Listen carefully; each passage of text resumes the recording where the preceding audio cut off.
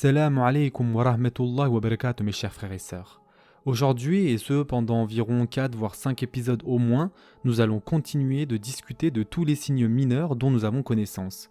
Comme vous le savez, pendant l'introduction, j'ai déjà parlé de plusieurs signes mineurs. Résumons rapidement ces signes. Donc le premier signe dont j'ai fait mention, c'est le fait que les Sahaba allaient se battre entre eux, la mort naturelle de Abu Bakr, le martyre de Omar radiallahu anh et de Othman radiallahu anh, le fait que Hassan radiallahu anh allait réconcilier la Ummah, ou encore les différentes batailles comme la bataille du chameau, ou encore la bataille de Siffin, mais aussi les différentes batailles de Ali radiallahu anh. Et pour finir, nous avions dit que pendant le temps des Sahaba, le gouvernement allait apporter la paix et la sécurité même aux régions les plus éloignées. Continuons avec les signes mineurs de la fin des temps. Donc encore une fois, ce hadith dont on va parler maintenant nous montre la véracité de notre prophète sallallahu alayhi wa sallam, parce que personne n'aurait pu prédire la montée en puissance ou l'essor de cette ethnicité, car je n'aime pas utiliser le mot race, car la notion de race humaine n'a aucun sens sur le plan scientifique. Donc le prophète sallallahu alayhi wa sallam nous a prédit la montée en puissance de cette ethnicité qui était considérée et vue comme une civilisation peu avancée. De quelle ethnicité il s'agit ? Il s'agit des Atraq, c'est-à-dire des Turcs. Le prophète sallallahu alayhi wa sallam a prédit que cette ethnicité sera dominante et supérieure en termes de puissance et qu'ils conquerront les Arabes. Mais qui sont véritablement les Atraq ? Les Atraq, ce sont un groupe d'ethnies et non pas une seule ethnie. Il y a, comme vous le savez, de nombreuses ethnies turciques. C'est comme quand on dit arabe. Il y a différents types d'arabes, on est d'accord. Donc les Atraq sont une ethnie qui originellement se trouvait en Mongolie et dans les Caucases. Et les Turcs qui sont maintenant en Turquie, nous savons qu'ils viennent de cette région au sud de la Mongolie et à l'ouest de la Chine, là où se trouvent les Ouïghours, dans la région du Xinjiang. Et d'ailleurs, c'est pour cette raison que les Turcs et les Ouïghours ainsi que les Mongols partagent beaucoup de similitudes au niveau du langage. Donc, les Turcs viennent de cette région très éloignée des contrées arabes. Et pour cette raison, les Turcs et les Arabes n'ont jamais eu de véritable interaction ensemble, due à la distance. Et pour être plus précis, les Arabes avaient seulement des relations avec les Sassanides et l'Empire romain. Je tiens juste à signaler une chose importante, c'est que les Turcs ont conquéri l'Anatolie avec d'abord les Seljoukides en l'an 1000 avec l'arrivée d'Alparslan et ensuite avec l'arrivée de l'Empire ottoman grâce à Osman Gazi qui a fondé l'Empire ottoman en 1299. Et pour que notre prophète sallallahu alayhi wa sallam à Médine prédicte que cette ethnie qui se trouve à l'autre bout du monde va connaître un essor et une montée en puissance et éventuellement dominer pendant plusieurs siècles le monde, c'est juste un miracle. Donc le prophète sallallahu alayhi wa sallam avait prédit l'arrivée de l'Empire ottoman et vraiment ceci est une des prédictions miraculeuses.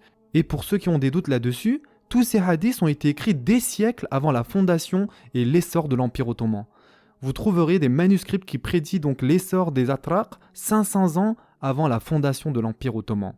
Et donc nous arrivons à ce fameux hadith dans Sahih Muslim, dans lequel le prophète sallallahu alayhi wa sallam a dit « Laissez les Atraq tranquilles du moment qu'ils vous laissent tranquilles ». Ou en d'autres termes, ne vous battez pas avec les Turcs, laissez les Turcs tranquilles du moment qu'ils ne vous font rien. Car le jour où vous vous battrez contre eux, vous perdrez, car ils seront supérieurs à vous. Et c'est exactement ce qui s'est passé avec le sultan Yavuz Selim qui a vaincu donc à 2 reprises les Mamelouks et le khilafa a été transféré aux Ottomans. Et les Ottomans sont d'ailleurs les seuls non-arabes à avoir détenu le khilafa. Et d'ailleurs, pour votre culture générale, c'est cet argument qu'a utilisé les Anglais avec Laurence d'Arabie afin de monter les Arabes de l'Arabie Saoudite contre les Ottomans. Ils leur ont tout simplement dit « Comment pouvez-vous accepter que ces Turcs disposent du khilafa alors que ce sont vous les vrais descendants du prophète sallallahu alayhi wa sallam ?» Or, nous savons que la généalogie ou l'ethnie n'a aucune importance aux yeux d'Allah azza wa jal, et la seule chose qui compte, c'est la taqwa. Allah subhanahu wa ta'ala a dit « Ô homme, nous vous avons créé d'un mâle et d'une femelle, et nous avons fait de vous des nations et des tribus, pour que vous vous entreconnaissiez. Le plus noble d'entre vous auprès d'Allah est le plus pieux. Allah est certes omniscient et grand connaisseur. » Surat al-Hujurat, verset 13. Il y a encore une autre prédiction concernant l'Empire ottoman. Donc cette autre prédiction du prophète sallallahu alayhi wa sallam liée à l'Empire ottoman, c'est la prédiction, comme vous le savez tous, de la conquête de la plus grande et la plus belle ville de l'histoire médiévale, la reine des villes, le joyau de l'Empire romain et le centre du monde. Je parle bien sûr de Constantinople. Mais d'abord, il faut cerner vraiment ce que représente Constantinople. Imaginez, pour plus de 1000 ans, cette ville était le centre et le bastion de la civilisation occidentale. Constantinople, pour plus de 1000 ans, était la capitale de l'Empire romain. Constantin Ier lui-même avait fait de cet emplacement la capitale de l'Empire romain. Et pour plus de 1000 ans, Constantinople est restée la capitale de l'un des empires les plus puissants que l'histoire ait connus. À cette époque, l'Europe ne représentait vraiment rien. C'était des terres arriérées, des barbares, et même le christianisme ne s'était pas encore propagé. Maintenant que vous savez tout ceci, imaginez. Le prophète sallallahu alayhi wa sallam prédit qu'un jour les musulmans conquerront Constantinople. Encore une fois, une prédiction tellement incroyable, mes chers frères et sœurs. Et lorsqu'il prédit ceci, imaginez le prophète sallallahu alayhi wa sallam parle à un petit groupe de musulmans persécutés à la Mecque. Yani, pour être franc avec vous, même dans leurs rêves les plus fous, ils n'auraient pu imaginer qu'un jour les musulmans pourraient conquérir Constantinople. Donc, quel est ce fameux hadith rapporté par Imam Ahmed?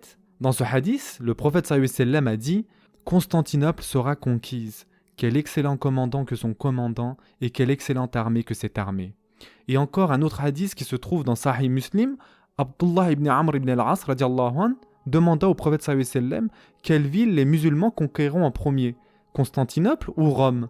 Et le prophète sallallahu alayhi wa sallam lui répondit que les musulmans conquériront d'abord Constantinople, puis ensuite Rome. Et comme le prophète sallallahu alayhi wa sallam avait prédit tout cela, les Sahaba avaient en tête et l'envie de conquérir Constantinople. Et le premier à lancer une campagne militaire afin de conquérir la ville de Constantinople n'est autre que Muawiyah ibn Abi Sufyan radiallahu anhu. Il a d'ailleurs réussi à venir très proche de Constantinople grâce à la force navale. Ils sont d'abord arrivés jusqu'à Chypre, ensuite jusqu'aux côtes près du Bosphore, mais les Romains étaient beaucoup trop forts et ceci fut un échec. Et d'ailleurs, c'est pourquoi le fameux compagnon Abu Ayyub al-Ansari radiallahu anhu est tombé en martyr devant les remparts de la ville de Constantinople. Imaginez la vitesse à laquelle cette civilisation a évolué. Un petit groupe de personnes persécutées à la Mecque et cette même génération, je dis bien la même génération, était arrivée devant les murs de Constantinople, subhanallah. Et d'ailleurs, plusieurs oulémas et historiens sont unanimes là-dessus et ils pensent tous que la véritable intention de Tariq ibn Ziyad radiallahu anhu, lors de la conquête de l'Andalousie était de conquérir Constantinople en faisant donc une attaque terrestre parce qu'il savait qu'une attaque navale aurait été un échec total. Imaginez, Tariq ibn Ziyad radiallahu anhu voulait conquérir chaque pays de l'Espagne jusqu'à la Grèce afin de conquérir par voie terrestre la ville de Constantinople. Tous les yeux étaient rivés sur Constantinople. Tout le monde voulait être cette personne dont le prophète sallallahu alayhi wa sallam avait mentionné. Et donc, 23 armées ont essayé de conquérir cette ville, mais ceci n'arriva pas avant 1453 avec la conquête du sultan Fatih Mehmet. Et la conquête de Constantinople changea à jamais le cours de l'histoire. Elle marqua la fin d'une ère et le commencement d'une nouvelle ère. Pour faire simple, si vous deviez lister les plus grands événements de l'histoire de l'humanité, vous trouverez facilement la conquête de Constantinople dans le top 5. On va s'arrêter ici pour aujourd'hui. Prenez soin de vous mes chers frères et sœurs et à très prochainement, Inch'Allah.